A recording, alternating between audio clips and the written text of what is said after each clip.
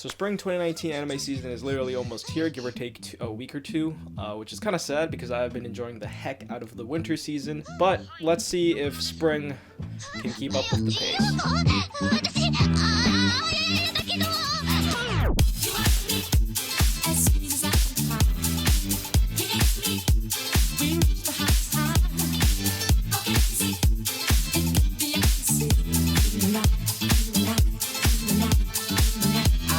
First off is One Punch Man Season 2, which a lot of people have already been talking about because, let's just say, the trailer let everyone's excitement go all the way up and then all the way down. Well, actually, it was already started it up, but then it just went down. What's up with all the cuts in the trailer? You're not adding any dramatic effect with this. You're just, rather in contrast, you're just making people pissed off. And the art is just rather horrendous. Like, Genos doesn't even look like Genos. Like, what is this, dude? Like, I don't understand. I know there was a studio change from Madhouse to JC Staff, and I'm not really going to hate on JC Staff because they've done a lot of good stuff before, and some things I'd rather not mention, but hey, whatever. But like, oh my god, this is just such a drastic change. I don't even know why they changed studios in the first place. Let's just take a look at the last scene of Saitama jumping in large quotation marks. He's literally just floating away. Like, I don't understand. I know it's supposed to be a comedy series, and maybe they did this for comedic effect, because, like, let's be real here, that does look pretty hilarious. He literally just floats away. He's not jumping, he just floats. I wouldn't even say flying, he's floating away. Like, it's like they didn't even put any effort into that. I could do the same thing right now, watch. There, with that limited experience, I probably could be hired to animate this show right now. It's crazy. Anyways, I feel like the show is still gonna be good. It just won't be as good looking as the first season. So tone your expectations down. Next up is Attack on Titan Season 3 Part 2, which is great. I'm happy this is back now because when Season 3 initially got announced, I was pretty hyped up. But then when I found out it was split core, I was kind of sad because a majority of the stuff I was looking forward to was in the later half. Well, it's here now, and I'm pretty excited. You can probably tell from the trailer, things are going down, and I'm hyped. It's gonna be great. Next up is Bungo Stray Dogs Season 3. I haven't even finished Bungo Stray Dogs Season 2, but I am gonna watch this, so I feel like I should mention it. So yeah, Bungo Stray Dogs Season 3. I'm gonna watch this. It's gonna be great. Can't wait. Which reminds me, I also have to watch the movie before this too. Yeah, Bungo Stray Dogs. Cool.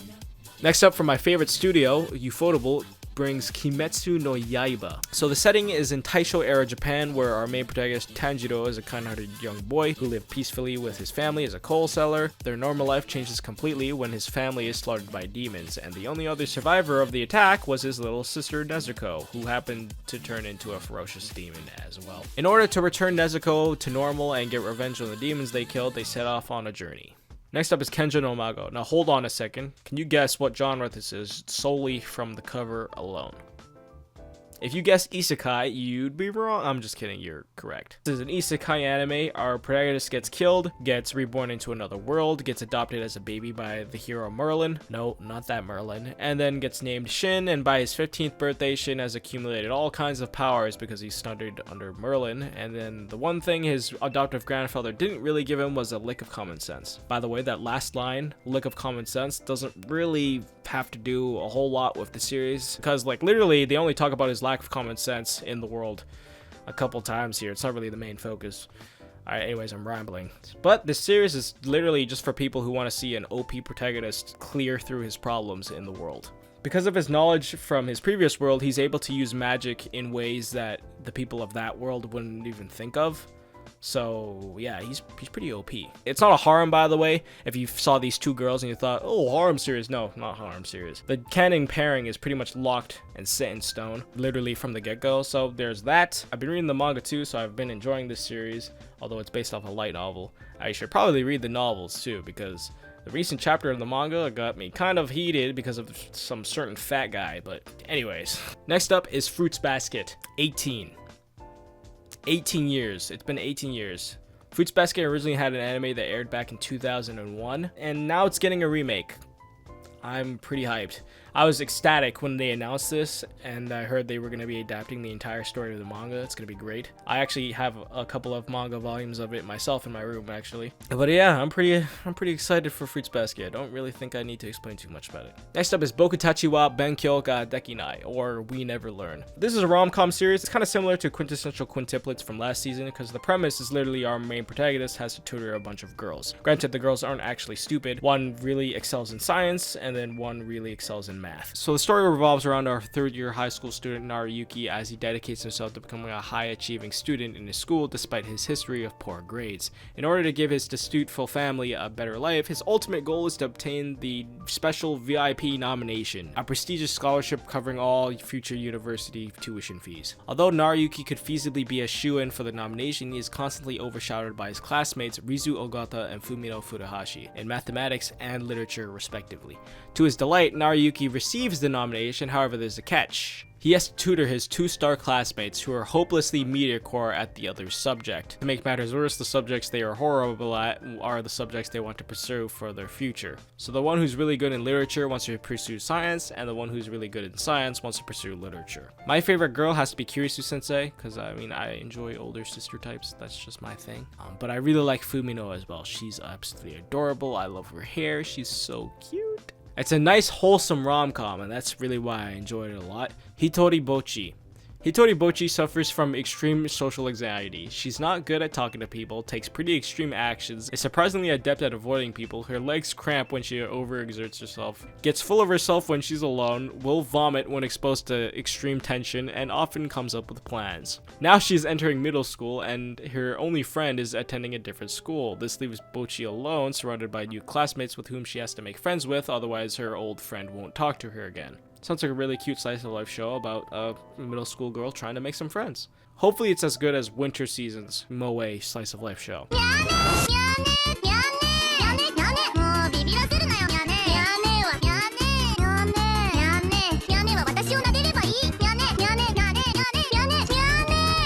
God damn it, guys, this thing has been stuck in my head for like the past 2 weeks.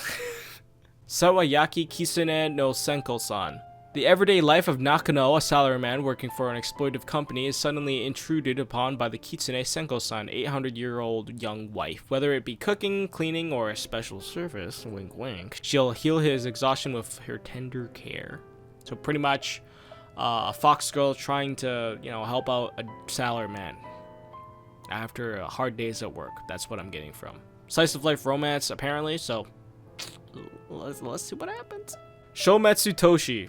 Now, I already know what a lot of people are thinking. Madhouse ditched One Punch Man Season 2 for this? Oy, oy, oy. One day a town is annihilated. Yuki is a young woman who is said to be the only person left alive from the town after the annihilation. And Takia is a loner and a smuggler. Together with the letter left by Yuki's father, they go toward the town now called Lost, but unexpected obstacles stand in their way. The thoughts of those left behind, secret mystery organizations, hidden conspiracies await them, and Yuki and Takia as they move closer towards the mystery behind Lost. I don't know, Madhouse.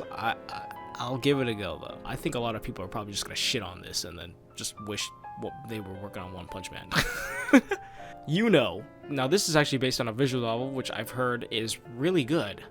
But just judging from the trailer, the show looks really cliche and it's probably going to be kind of bad. Takuya Arima is a young student whose father, a historian, has conducted various researches, disappeared recently. During summer vacation, Takuya receives a peculiar package from his missing father, along with a letter containing information about the existence of various parallel worlds. At first, Takuya doesn't take it seriously, but soon he realizes that he is in possession of a device that allows him to travel to alternate dimensions. Is his father alive after all? If so, where is he? Alright. Let's see what happens. The VN's actually pretty old. I think it's from like the 1990s. Although I think it did have a remake at some point. I'll give it a go. Kono Oto Tomare. In the story, Takazo is the last remaining member of the Koto Club, a club dedicated to the traditional Japanese string instrument. If he doesn't find new members soon, the Koto Club will be disbanded. One day, a student barges in and demands to join. The student is the delinquent Chika Kudo, a guy who even scares delinquent upperclassmen from other schools. Now, up until yesterday, I didn't know anything about this show, but I started reading the manga, and I'm about 20 chapters in, and it's really good. So I'm looking forward to watching it. Last up is Gunjo no Magmel. it's a fantasy action series. I'm not too sure what to make of it. But I'll give it a go. The guy's using what looks like to be Chidori, so we'll see how it goes, man. Alright, now that's pretty much it for the main shows. I do got a couple of TV shorts that I'm going to be watching, so let's talk about those real quick. First up, we got Isekai Quartet, which is the petite anime crossover project, which was announced a while ago. It will feature works such as Overlord, Konosuba, ReZero, and Yojo Senki. So yeah, it looks pretty cute. Chibi show, so let's give it a go. Next up is Why Are You Here, Sensei? If you want to see hot and spicy situations with a teacher, this is the show for you. I don't want none of y'all coming up to me saying that you're watching this show for the story, because you're not. This is straight up ecchi fan service to the complete maximum, okay? Like, if you're watching this show, you probably already have lotion right beside you, ready and waiting, alright? I've been reading the manga for this ever since it was like a one-shot, and then it became really popular and became a real full-on fledged series. I haven't been into it as of late because they've been introducing a lot more heroines, and I've always been attracted to like the first heroine, which was Kojima Sensei. And since then, they've introduced a whole bunch of other senseis, which are, you know, cute, but like they're not my favorite. So I guess they don't really need to focus on her too much because her kind of story arc kind of has concluded. Yeah, just a little bit sad. Anyways, next up is You Shoujo. Now, I've been meaning to get into this series for quite some time now, but I never have because it's a 4-koma manga series, and I don't like reading 4-koma manga. But the main heroine just looks so cute on the cover that I really want to see it. But it's getting an anime now, so I'll definitely watch it. So yeah, You Shoujo. Let's see what it's all about. Next up, we got Ao-chan wa Benkyou ga Dekinai. This seems to be an ecchi rom-com series. But yeah, that's pretty much all the shows I'm watching. I'll leave a link to the anime chart down below so you can check out all the other shows that I didn't really mention that I'm not really looking forward to. But there you go. Leave in the comments which show you're looking forward to the most, and I'll catch you guys later. Peace. Special thanks goes out to Saswat, Eclair, Beast, Rykarian, J Hayes 90, JJ Hittery, and Haruka J. You guys are amazing. And all my other patrons as well.